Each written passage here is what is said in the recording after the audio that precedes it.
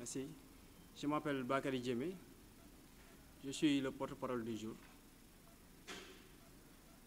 Nous faisons notre déclaration par rapport à l'affaire des 18 hectares de Nianing.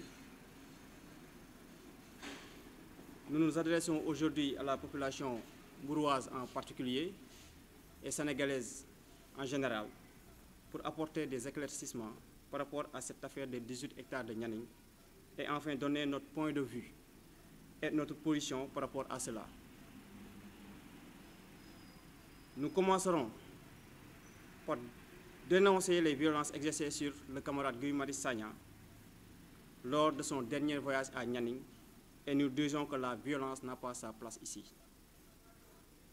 C'est en août 2020 que la première rencontre s'était tenue entre le mouvement Mbour Justice et les camarades du mouvement Djok-Jotna de Nianing pour discuter sur ce problème qui les oppose au maire de Malicounda, M. Magassen. Une deuxième rencontre d'échange et de partage s'en est suivie et ils nous ont exposé le problème, leurs inquiétudes et l'objectif de leur combat. Comme à son accoutumée et dans sa quête de la vérité, le mouvement Mbour Justice a demandé plus de temps au mouvement Djok-Jotna afin de pouvoir recueillir la version de l'autre partie, c'est-à-dire la version de la commune de Malicounda. Chose qui est faite puisque nous avons rencontré le lundi 10 mai 2021 au centre d'état civil de Nianing la commune de Malicounda représentée par son président de la commission domaniale, le directeur du cabinet du maire et un agent municipal de la commission régie financière. Toutes nos inquiétudes ont été exposées lors de cette rencontre et les éléments de la mairie pendant plusieurs heures nous ont apporté des réponses et nous ont exposé le projet et l'historique de cette affaire avec documents à l'appui. Et toujours dans notre quête de la vérité, nous avons poursuivi notre série de rencontres avec toute personne ou structure dont le nom a été cité dans cette affaire. C'est ainsi que nous avons pu rencontrer le préfet du département de Mbour qui, dans sa logique de sauvegarder la paix entre fils du département de Mbour et pour l'éclatement de la vérité, nous a proposé une rencontre d'échange et de partage d'informations qui sera présidée par lui-même et verra la présence du sous-préfet de Sindia, du président du conseil départemental de Mbour, du maire de la commune de Malicounda, du mouvement Djok-Jotna, des services des eaux et forêts, du promoteur du projet, du chef de village de Nianing, de l'imam de Nianing, des chefs de quartier de Nianing, du forum civil, des conseillers municipaux de Malicounda qui habitent à Nianing, du conseil de la jeunesse de Mbour, des femmes, des services des domaines, du bureau de cadastre, du service de l'urbanisme. Une occasion donc pour nous d'écouter la version du promoteur, du service des eaux et forêts et ainsi les confronter avec celle de Djok-Jotna et celle de la mairie de Malicounda. Une rencontre de très grande importance qui s'était tenue ce jeudi 27 mai 2021 à l'hôtel Coco Beach de Mbour où nous avons écouté la déclaration du mouvement Djok-Jotna, écouté et suivi à travers une vidéoprojecteur l'historique de l'affaire et la présentation du projet et des documents administratifs par le maire de Malicounda. Écoutez la version du promoteur, écoutez la version des eaux et forêts, écoutez les éclaircissements du préfet et du chef de village de Nianing. Nous avons ainsi constaté qu'il n'y a pas de contradiction entre la version de la mairie et celle du promoteur. Il n'y a pas aussi de contradiction entre la version de la mairie et celle du service des eaux et forêts. Parlons des documents.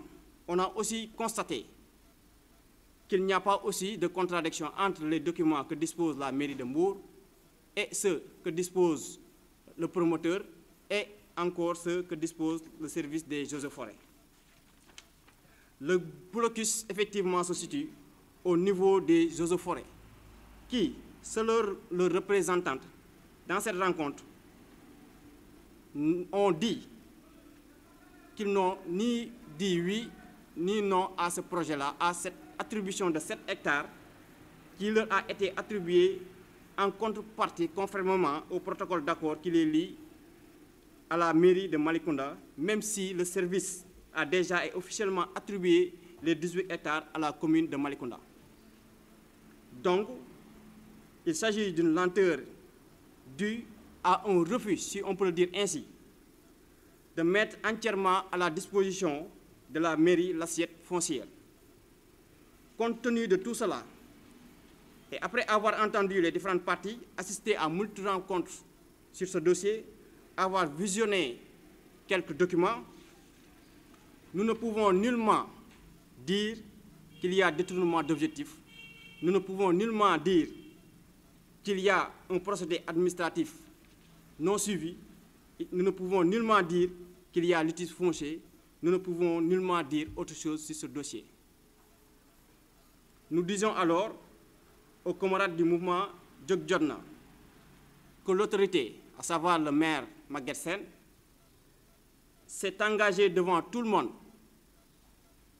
pour dire qu'il est prêt à donner les documents que vous avez demandés si les règles de forme et de fond sont respectées.